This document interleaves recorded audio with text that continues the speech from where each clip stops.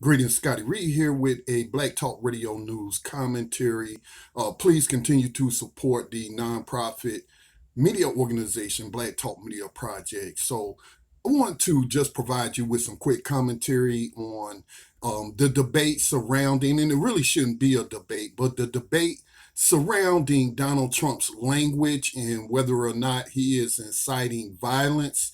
When we see these mass shootings, when we see these attempted terrorist attacks, like in the case of the Maga Bomber, the media as well as some members of Congress have been pushing for an impeachment inquiry of President Donald Trump for quite some time and hanging it all on the Russiagate conspiracy theory.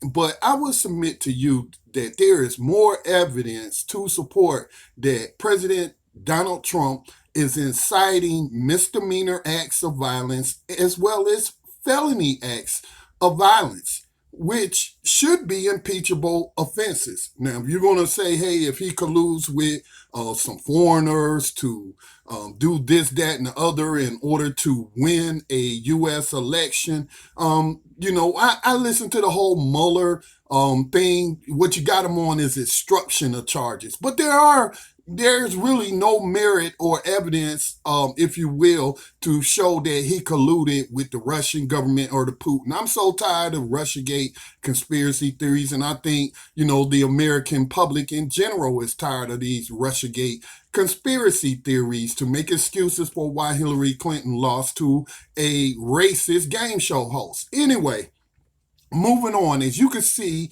for those that's watching on video, and if you are just listening to the audio podcast, you'll find this in the Black Talk Radio News Twitter feed. You can find it at Black Talk Radio. But what we have here is a reporter, Erica Orden. I believe she's a reporter. She has the blue check mark, so usually that means you're a reporter or a member of Congress or some sort of official or celebrity. I'm not sure what she is, but she is reporting that the Sayak, that's the Maga Bomber, the non-white person, which is really ludicrous when you think about it, but this non-white person who was deemed the Maga Bomber, well, his defense attorney during his sentencing told the judge that we believe that the president's rhetoric contributed to Mr. Sayak's action in this offense.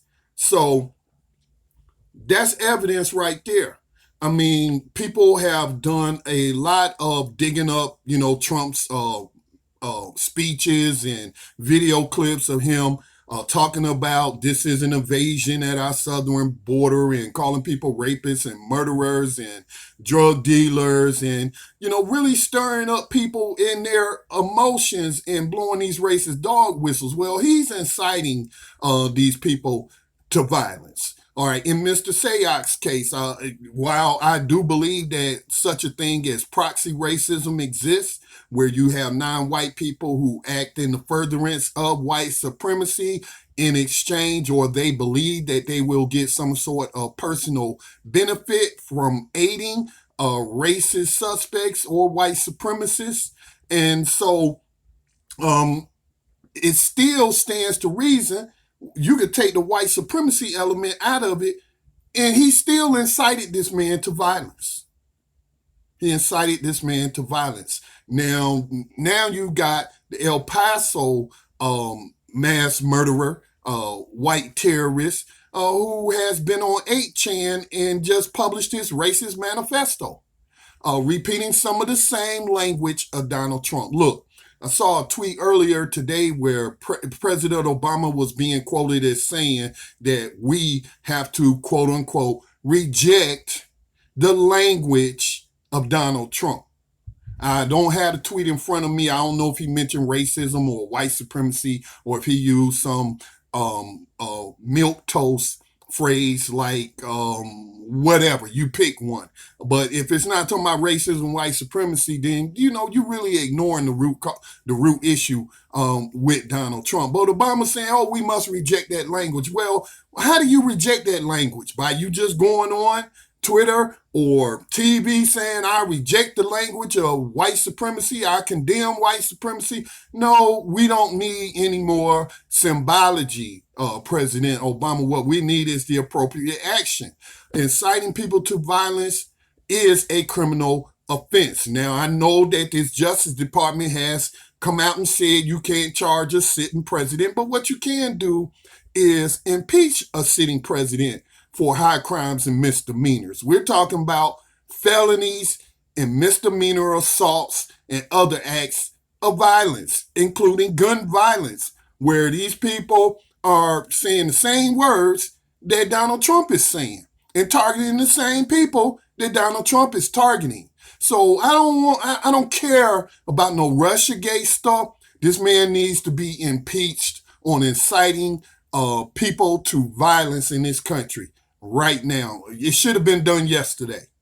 But as some people have expressed, I don't think Congress is going to move on that because perhaps Congress isn't really interested in holding President Trump accountable for his racism and white supremacy, and more specifically, his inciting those people who subscribe to those ideologies or whatever political ideology they subscribe to, and inciting them to violence.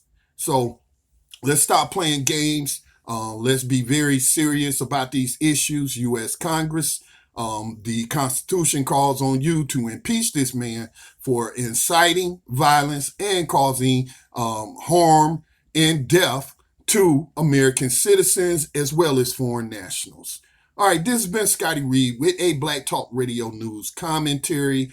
Please subscribe to the YouTube channel, follow me on Twitter, or subscribe to my podcast feed at blacktalkradionetwork.com. Please contribute to the Black Talk Media Project with a tax-deductible donation today. Peace.